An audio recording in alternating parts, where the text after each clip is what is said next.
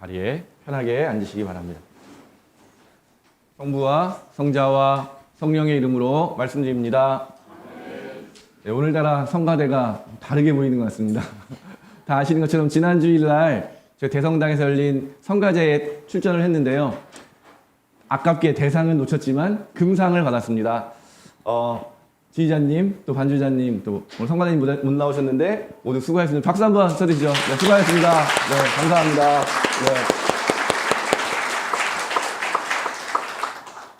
상을 받은 일도 참 기쁜 일이지만 모든 교우님들이 한 마음으로 함께 주님을 찬양하는 일이 얼마나 기쁜 일인지를 경험하게 된 것이 참 더 소중한 시간이었던 것 같습니다. 대상을 받은 팀이 장화리교회라는 강화에 있는 작은 교회인데요. 전 교인이 다 같이 나와서 지휘자도 없이 정말 이렇게 같이 찬양하는 모습 속에서 모든 사람들이 다 아마 느꼈을 것 같아요. 하나님이 정말 우리를 향하신, 우리 찬양할 때 어떤 마음을 주시는지 한 마음으로 찬양하는 것이 참 너무나도 기쁘고 감사했습니다. 우리 옆에 분들에게도 한번 인사 나눠보실까요? 앞으로도 하나님을 찬양하며 살아갑시다. 네, 찬양하며 살아갑시다. 네, 찬양하면서 우리 살아가기 원합니다. 네, 수고 많으셨습니다. 네. 찬양하는 거 여러분 이렇게 웃으면서 옆에 사람에게 밝은 미소를 보여드리는 것도 하나님을 높이는 일이기 때문에 찬양인 줄로 믿습니다. 더 많은 분들에게 아름다운 미소로 또 아름다운 말로, 축복의 말로 하나님을 높이시는 여러분 되시기를 소망합니다. 오늘 복음 성경을 보면 참 기쁜 마음으로 왔다가 한편 마음이 무거워지는, 특별히 오늘 어제 자녀들을 결혼시키시고 교회 오셨는데 자녀보다 나를 더 사랑하지 않으면 안 된다 이런 말을 들으면 잘못 왔나 오늘 이런 생각이 들 수 있을 것 같은데요. 성경이 참 어려운 것 같아요. 어떤 때는 위로를 주기도 하고 어떤 때는 참 성경 말씀이 나에게 참 다가오기도 하는데 오늘 같은 성경을 읽으면 슬쩍 성경을 덮고 싶은 마음이 올라올 때도 있고요. 저도 예전에 그런 때가 있었거든요. 누구든지 종처럼 허리에 띠를 띠고 나는 섬겨라 이런 말을 성경 말씀이 있었는데 제가 신학교 다닐 때 그 말씀이 얼마나 싫은지 그 성경을 읽을 때면 그냥 막 마음이 막 너무 막 이렇게 뭐랄까요 막 뒤집히는 느낌을 받았거든요. 그런데 시간이 지나고 그 말씀의 의미를 되새기면서 결국에는 낮아지는 것이 높아지는 것이고 하나님을 사랑하기 위해서 내가 원하는 것만 하는 것이 신앙이 아니라는 것을 점점 깨닫게 되는 데는 내가 좋아하는 말씀보다도 내가 받아들일 수 없었던, 내가 수용하지 못했던 그 말씀이 저를 인도해가는 것을 제가 시간이 지나면서 경험하게 되었습니다. 그래서 오늘 말씀도 참 우리가 머리로 이해하기도 어렵고 좀 그럴 수 있다라고 머리로는 인정하더라도 마음으로 받아들여지는 건 더 어렵고 어떻게 마음으로 받아진다 하더라도 실천으로 행동하는 것은 얼마나 어려운지 모르겠습니다. 그래서 이런 우리 그리스도교 신앙의 어떤 측면을 보네포라는 유명하신 분이죠. 이분이 제자도라는 책에서 이렇게 표현했습니다. 값싼 은혜는 우리 교회의 치명적인 적입니다. 우리는 오늘 값비싼 은혜를 위해 싸우고 있습니다. 너무나도 흔해진 거죠. 복음이라는 말, 신앙이라는 말을 너무나 쉽게 사용하는 그 세대에 대해서 이 목사님이 이렇게 표현하셨던 것이라고 생각이 듭니다. 그래서 오늘은 우리가 계속해서 3주 동안 하는 게 주제가 뭐냐면 하느님의 부르심, 그래서 어떻게 응답할 것인가 라는 것이 오늘까지도 계속 주제로 본다면 정말 받아들여지지 않는 이 말씀 앞에서 과연 우리 어떻게 할 수 있을까? 이것이 오늘 우리의 주제인 것 같습니다. 그리스도의 신앙을 다른 말로 표현해 보면은요, 역설. 예를 들면 그런 거죠. 빨간색과 파란색, 반대되는 색이 우리나라 태극기에 어떻게 돼 있어요? 절묘하게 이렇게 딱 이렇게 조화롭게 조화를 이루고 있잖아요. 그런 것처럼 도저히 섞일 수 없는 것 같은 양극단이 역설이라는 것을 통해서 화해하게 되는 것이 그리스도교 신앙의 특징입니다. 제가 좀 설명을 드려보면요. 예수님이 굉장히 극단적으로 이야기를 많이 하세요. 오늘도 굉장히 극단적이잖아요. 그런데 어떻게 말씀하시는 거예요? 목숨을 잃은 사람은 되찾게 될 것이고 목숨을 잃지 않으려는 사람은 죽게 될 것이다. 그러니까 우리가 바라는 것과 전혀 반대의 결과들, 우리가 생각하는 것들에 뛰어넘는 의미들이 그 말씀 안에 담겨 있다는 것입니다. 마태복음 5장 20절을 보면은요, 예수님 이렇게 말씀하세요. 잘 들어라. 너희가 율법학자들이나 바리새파 사람들보다 더 옳게 살지 못한다면 결코 하늘나라에 들어가지 못할 것이다. 율법학자가 바리새파 사람은 어떤 사람이냐면 오늘날로 말하면 성직자, 주교님 이런 분들이에요. 그러니까 평생 매일매일을 말씀 읽고 말씀 가운데 살아가는 사람보다 더 옳게 살아야지만이 어디 들어간다고요? 하늘나라에 들어가야 된다. 그러니까 이 말씀을 아주 극단적인 거죠. 그런데 또 반대에서는 뭐라고 말씀하셨냐면요. 21장 31절에 보면 그 바리새파 사람들이 이야기하시는 거예요. 나는 분명히 말한다. 세리와 창녀들이 너희보다 먼저 하나님의 나라에 들어가고 있다. 여러분은 어느 편에 서야 하나님 나라에 들어가는 거죠? 어느 편에 서셔야 하나님 나라에 들어가는 거예요? 극단적이잖아요. 한편에서는 예수님이 정말 매일 말씀을 묵상하고 말씀을 지키려고 애쓰는 사람보다 더 옳게 살아야 된다. 그런데 반대편에서 뭐라고 말씀하시는 거예요? 저 죄인들이 그들보다 먼저 하느님 나라에 들어가고 있다. 그러니까 말씀을 그냥 얼핏 듣거나 그냥 내 좋은 대로 해석하면 안 되는 거죠. 말씀을 깊이 붙들고 이 양극단에서 예수님이 말씀하시고자 하는 것이 무엇인지를 끝까지, 지난주에 제가 말씀드렸던 게 뭐죠? 기도할 때 태도, 인내하면서 이해되지 않는 이 두 가지의 의미를 같이 붙들고 인내하며 기도하게 될 때 하나님의 말씀의 의미를 깨닫게 되고 이 두 개가 만나게 되는 거죠. 그래서 하나님의 은혜로 우리가 그 자기의 노력으로 애쓰는 사람보다 더 옳은 사람으로 인정받게 된다는 거죠. 그러면 하나님이 그렇게 하시는 일이니까 우리는 아무것도 안 하고 가만히 있어야 되냐? 열심히 옳게 살기 위해서 삶의 방향을 어디로 향해 된다는 거예요? 하느님을 향해서. 하느님 나라를 향해서 우리가 바라는 마음으로 살아가지 않는 한 또 그것을 얻을 수 없다는 겁니다. 이러한 모습을 사도 바울로가 잘 설명해 주고 있는데요. 필리피서에서 이렇게 이야기합니다. 그러므로 내 사랑하는 교우 여러분은 내가 함께 있을 때에도 언제나 순종하였거니와 그때뿐만 아니라 떨어져 있는 지금에 와서는 더욱 순종하여 두렵고 떨리는 마음으로 여러분 자신의 구원을 위해서 힘쓰십시오. 뭐라고요? 구원을 위해서 여러분이 힘쓰라는 거예요. 노력하라는 얘기죠. 그것을 위해서 살아가라고 이야기합니다. 그런데 바로 뒤이어서 뭐라고 말을 붙이냐면요. 여러분 안에 계셔서 여러분에게 당신의 뜻에 맞는 일을 하고자 하는 그 마음을 일으켜 주시고 그 일을 할 힘을 주시는 분은 하느님이십니다. 아멘. 그러니까 구원이라는 거는 하느님이 하시는 일이고 하느님이 우리에게 주시는 은총으로 이루어지는 것이지만 우리에게 뭐라고 권면하는 거예요? 바울로가 가만히 있지 마십시오. 그냥 자동으로 이루어진다 얘기하는 게 아니라 더욱 순종하여 두렵고 떨리는 마음으로 힘쓰십시오. 그러니까 이 양극단, 구원은 하느님이 하시는 일이고 한편에는 우리가 힘써야 되는 건데 어떻게 구원이 이루어지느냐. 그런데 오늘날 많은 교회들이 가르치는 게 뭐예요? 은혜로 되는 거기 때문에 우리의 역할을 너무 축소하게 되는 거죠. 그러니까 이 역설의 양극단 중에 하나님의 은혜라는 것만 강조하게 되니까 어떤 일이 벌어지는 거예요? 나는 아무것도 안 해야 된다. 착한 일을 해가지고 내가 하나님한테 좋은 칭찬을 드리면 구원에 큰 해가 될까봐 선행을 하지 않는 일이 벌어지는 거죠. 그러니까 많은 사람들이 그리스도의 신앙을 뭐라고 얘기해요? 교회 안에서는 참 좋은 사람인데 교회 밖에서는 잘 모르겠다.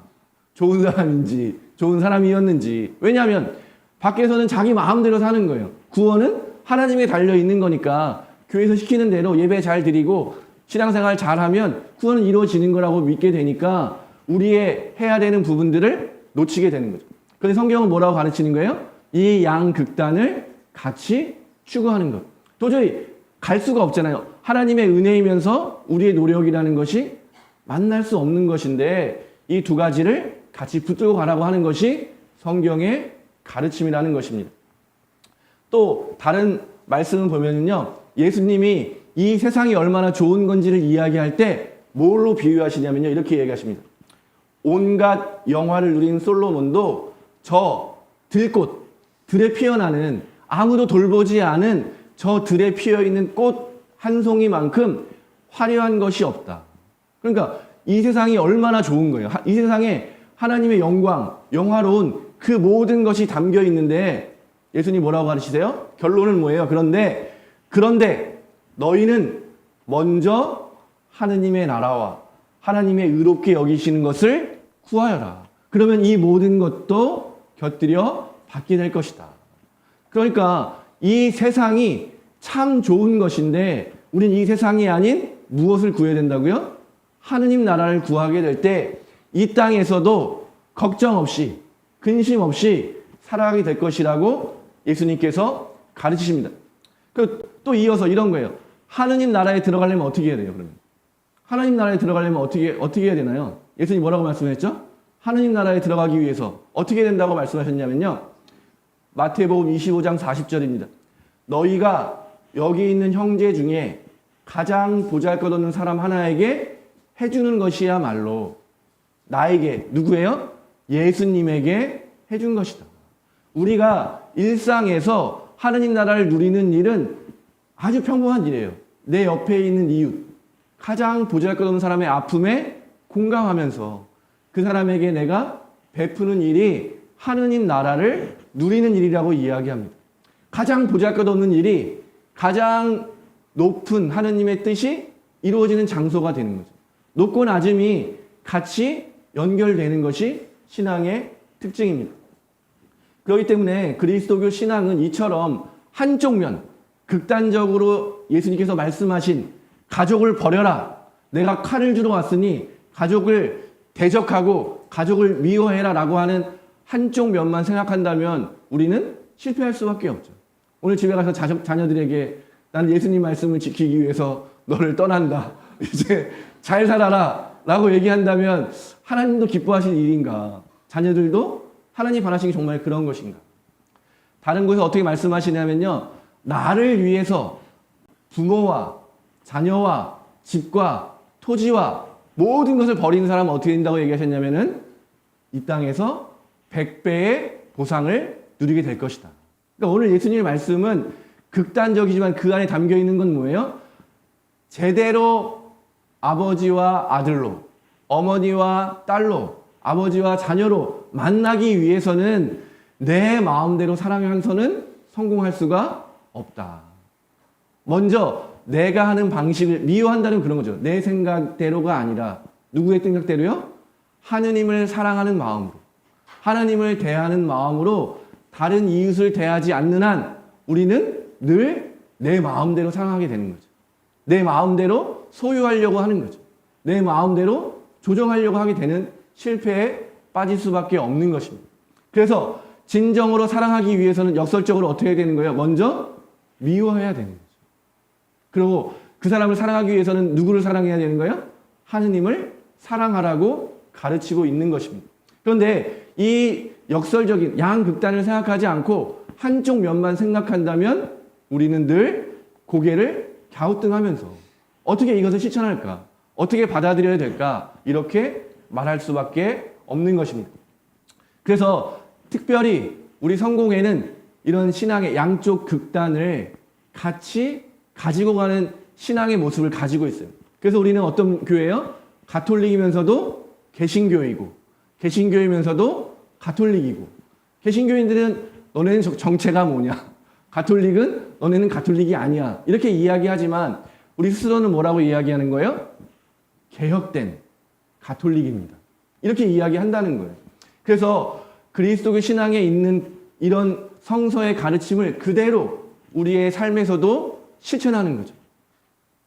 그래서 우리는 넓은 길이 그냥 쉬운 길, 쉬워 보이는 것, 단순해 보이고 그냥 가면 되지만 늘 양극단을 포함하기 때문에 언제나 쉬운 일이 아닌 거죠.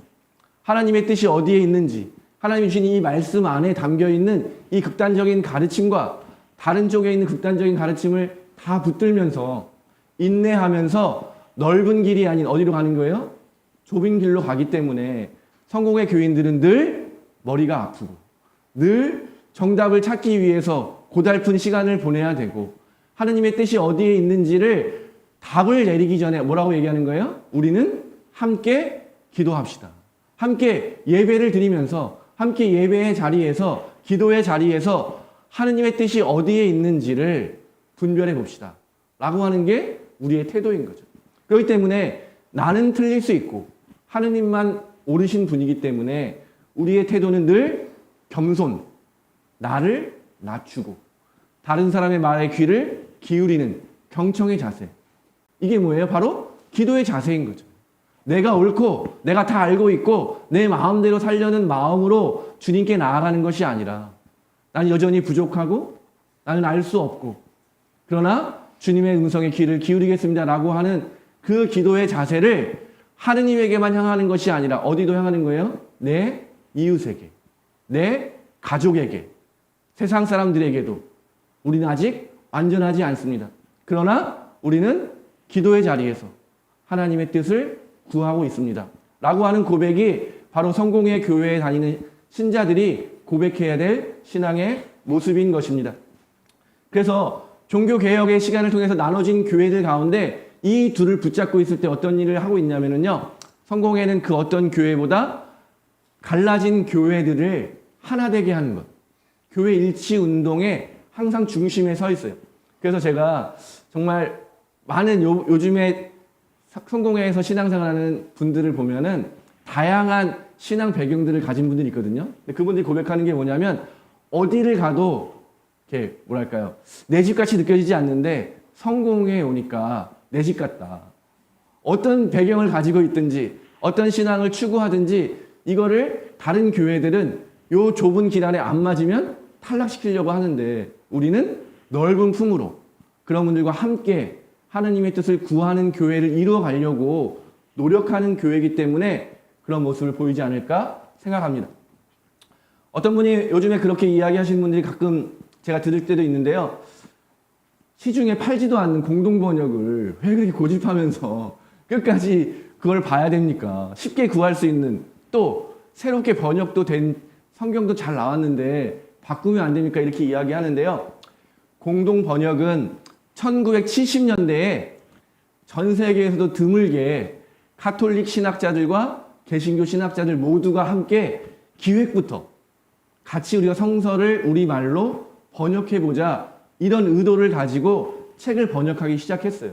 근데 왜 그러냐면 우리의 신앙이 갈라져 있는데 다른 표현, 다른 전통, 다른 추구함 속에서 나눠져 있는데 이것을 하나로 만들려니까 너무 힘든 거예요.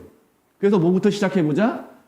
같이 읽는 가장 중요한 것이 성경이라는 것은 다 동의하고 있거든요. 그러니 성경부터 같은 성경을 읽어보자. 그래야 우리의 달라졌던 갈라진 만큼의 시간을 벌어진 이 차이를 다시 하나로 만나게 하기 위해서는 하나의 성경을 읽는 게 중요하겠다. 그런 의미로 공동 번역을 만들어낸 거거든요. 그러니까 성공회도 물론 참여했죠. 그래서 성공회는 많은 사람들이 이제 공동 번역은 끝났어라고 말할 때도 고지식하게 공동 번역을 사용하는 이유가 뭐예요? 하느님의 뜻이 모든 교회가 갈라지는 데 있는 것이 아니라 다시 하나 되는 데 있다고 믿기 때문에 그 믿음을 말로만 할 수 없잖아요. 불편하더라도 불편을 감수하고 조금 문제가 있더라도 그 신앙을 세상을 향해서 고백하고 있는 거죠. 우리가 함께 약속했던 다시 하나 되기 위해서 하느님 안에서 하나의 교회가 되기 위한 노력을 멈추지 말자. 우리는 끝까지 기다리겠다라고 하는 그 표현을 온 몸으로 해내고 있는 것입니다. 그래서 사실 참 많이 불편하죠.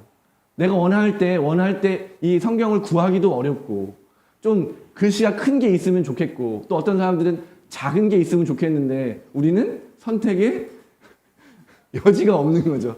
하나만 딱 나와 있는 거를 어렵게 구해야 되는 그런 어려움이 있지만 신앙이라는 것은 계속 반복해서 말씀드리지만 내가 원하는 대로 내가 편한 대로 내가 좋은 길로 가는 것이 신앙이 아니라 불편하더라도 잘 이해되지 않더라도, 잘 받아들이지 않더라도 잠시 멈추어서 뭘 구하는 거예요?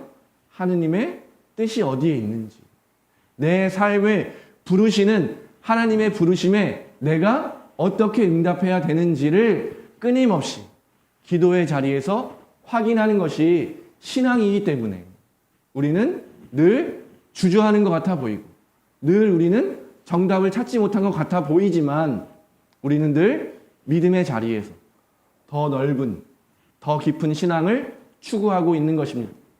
그래서 제가 존경한 구두인 신부님이 쓰신 책에 이렇게 기록되어 있어요. 성공회는 세상 사람들에게 세상이 원하는 평화를 줄 수 없습니다. 왜냐하면 끊임없이 계속 추구해야 되고 하나님의 뜻을 향해 나아가야 되니까 다른 교회들이 약속하는 그런 평화는 줄 수가 없습니다. 그러나 우리는 하나님의 신앙, 그것이 무엇인지를 함께 기도하고 함께 돌보고 함께 격려하면서 정말 그 신앙을 추구하는 그 마음, 그 자리에 함께 있을 수 있다고 이야기하고 계십니다. 오늘 정말 받아들이기 어려운, 이해하기 어려운 예수님의 말씀을 우리가 그냥 포기한다면, 잘 모르겠다라고 하는 것이 신앙이 아니라 인내하는 마음으로 이 말씀 안에 담겨 있는 참된 신앙, 하나님의 부르심, 그것을 붙들면서 내가 이 말씀 앞에, 이 부르심 앞에 어떻게 응답할 것인가를 끊임없이 추구하고 기도하고 바라는 마음, 그것이 바로 오늘 저와 여러분이 해야 될 신앙의 자리라고 믿습니다. 우리 자신을 믿지 마시고 하느님을 믿으시기 바랍니다. 예수님을 믿으시기 바랍니다. 성령 하느님을 여러분 믿으시기 바랍니다. 그분은 쓸데없이 우리를 괴롭게 하거나 쓸데없이 우리를 혼란스럽게 하시는 분이 아니라는 것을 우리가 믿는다면, 믿음을 가지고 이 모든 일들이 주님을 향한 신앙의 여정으로 변화되었다는 것을 우리 모두가 나중에 발견하게 될 것입니다. 니콜라스 쿠제나스라고 하는 신학자가 있는데요. 이분이 이렇게 고백했습니다. 저는 베일을 벗은 당신을 발견할 수 있는 그 자리가 대립하는 것들의 일치라는 담장으로 둘러싸여 있다는 사실을 배웠습니다.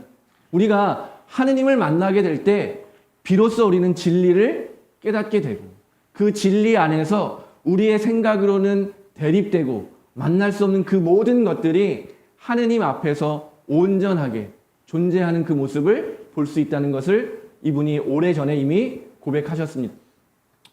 두려워하지 말라는 오늘 예수님의 말씀을 기억하시기 바랍니다.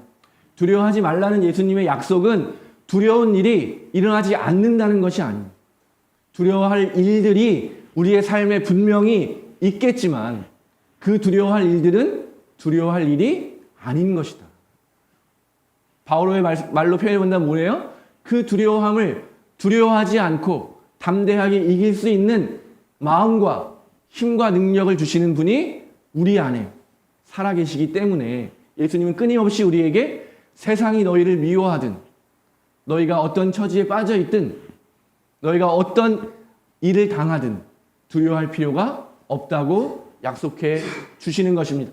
오늘 두려워하지 말라는 예수님의 말씀을 믿고 붙드시는 여러분이 되시기를 간절히 소망합니다. 우리 모두가 함께 주님을 신뢰하는 마음으로 하나님의 나라를 향해서 나아가는 하나님의 백성이 되기를 소망합니다.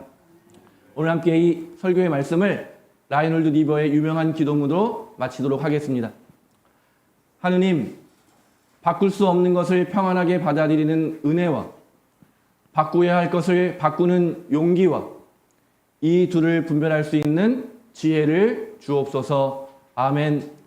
성부와 성자와 성령의 이름으로 말씀드렸습니다.